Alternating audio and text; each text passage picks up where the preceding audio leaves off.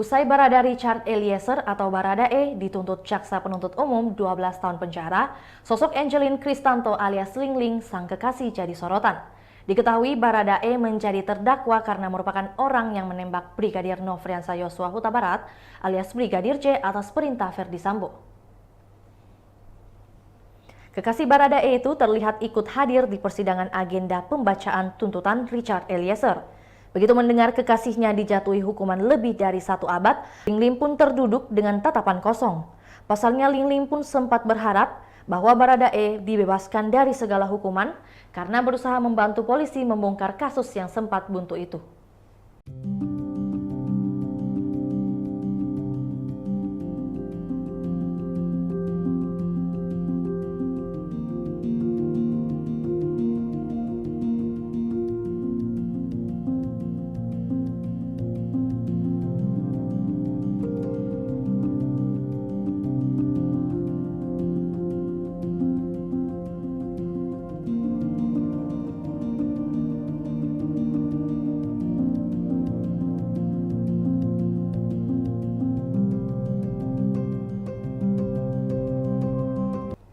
Itulah tadi berita hot news kita pada hari ini. Saksikan berita hot news lainnya hanya di kanal YouTube dan Facebook Tribun Timur.